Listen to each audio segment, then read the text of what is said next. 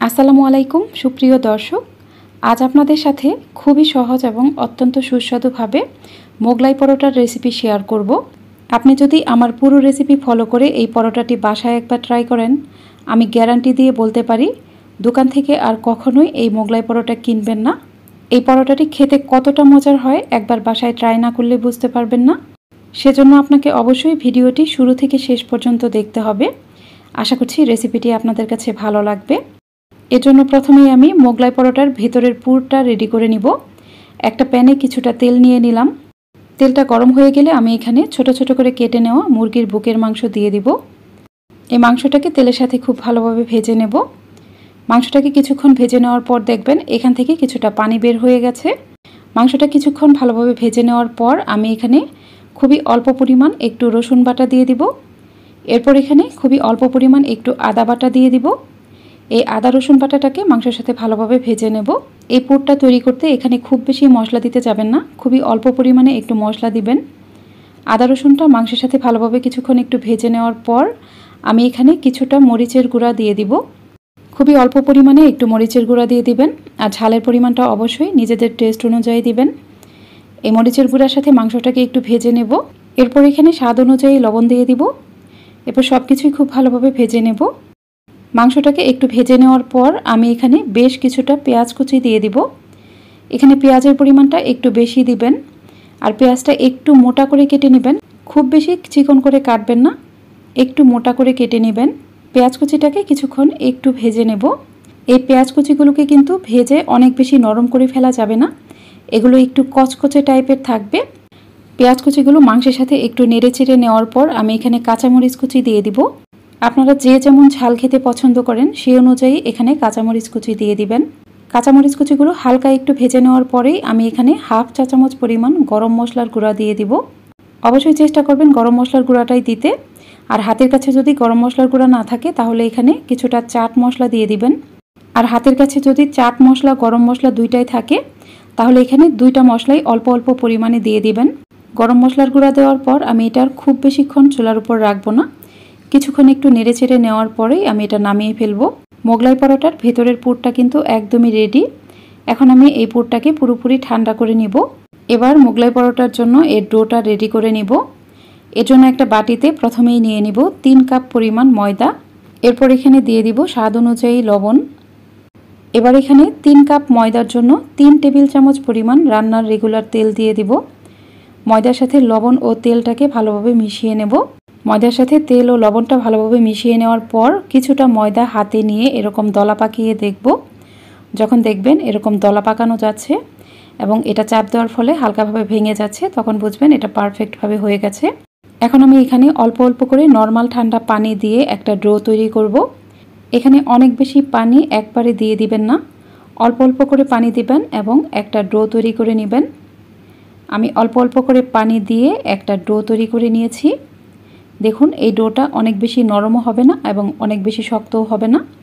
আমরা নর্মাল রুটি পরোটা তৈরি করার জন্য যে ডোটা তৈরি করি এই ডোটা সেরকমই হবে।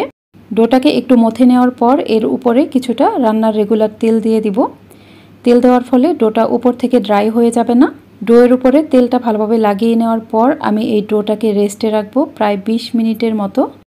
এদিকে এই পুরটাও কিন্তু ঠান্ডা হয়ে গেছে। এখন একটা বাটিতে আমি কিছুটা পুর নিয়ে নিব। আমি সম্পূর্ণ পুরটাই একবারে গুলিয়ে নিব না, একটা বাটিতে কিছুটা পরিমাণ পুর নিয়ে নিব।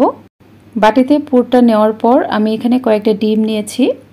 এখানে আমি 3টা ডিম ভেঙে দিব। ডিমের সাথে এই পুরটাকে ভালোভাবে মিশিয়ে নেব। ডিমের সাথে পুরটাকে ভালোভাবে মিশিয়ে নিয়েছি। এদিকে ডোটাকে 20 মিনিট রেস্টে রাখার পর আমি এর ঢাকনাটা খুলে নিব।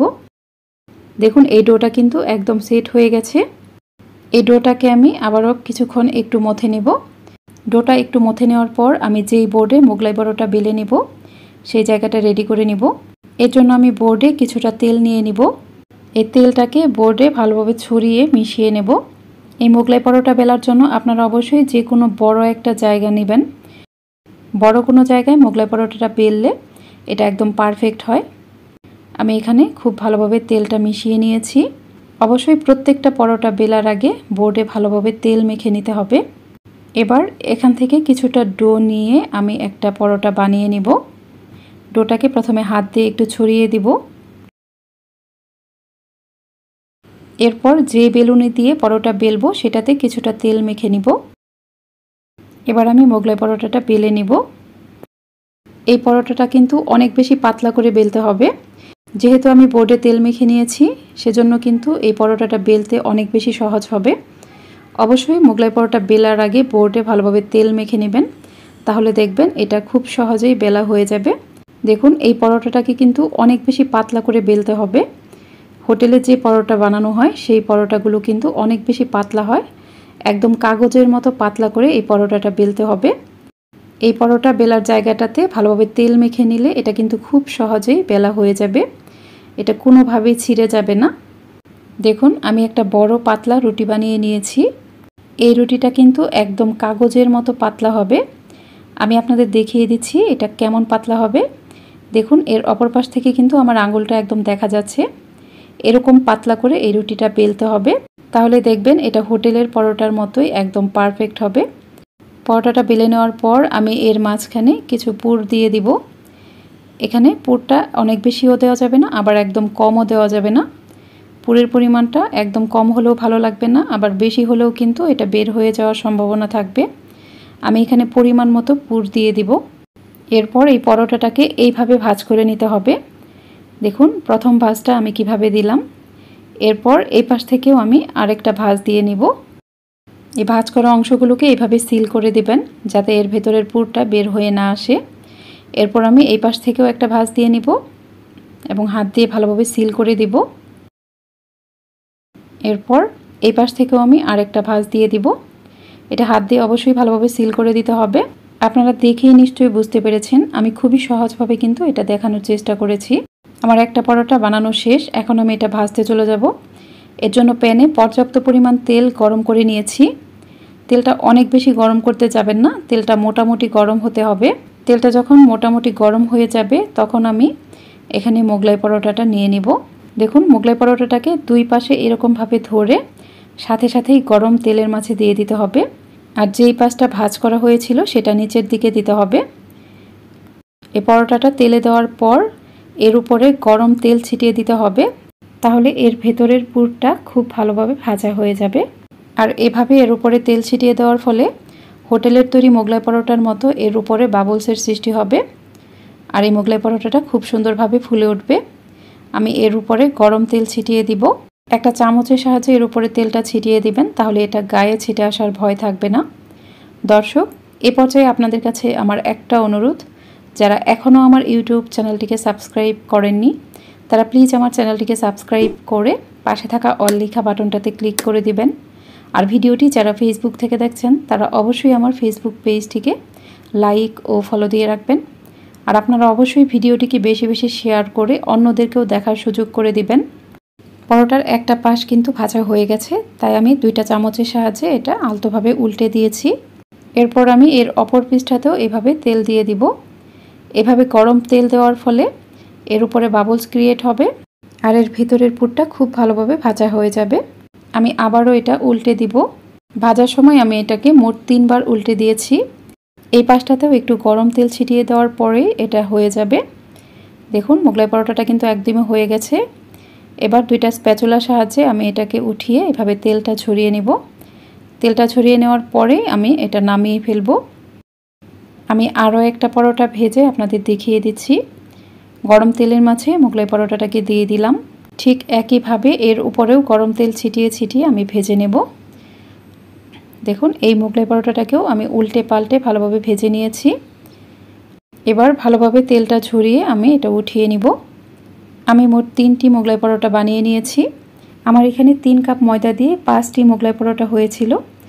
আমি 3টা ভেজে আপনাদের দেখিয়ে দিচ্ছি। দেখুন মোগলাই পরোটাগুলোকে আমি কেটে নিচ্ছি। এই পরোটাগুলো কিন্তু অনেক বেশি মুচমুচে খাস্তা হয়েছে এবং এই পরোটাগুলো খেতে বেশ মজার।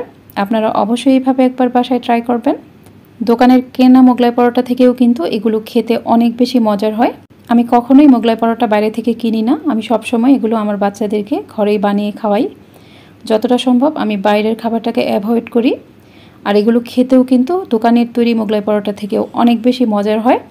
আপনারা অবশ্যই এইভাবে একবার বাসায় ট্রাই করবেন। আর রেসিপিটি আপনাদের কাছে কেমন লাগলো আমাকে কমেন্ট করে জানাবেন। আশা করছি আজকের রেসিপিও আপনাদের সবার কাছে খুবই ভালো লেগেছে।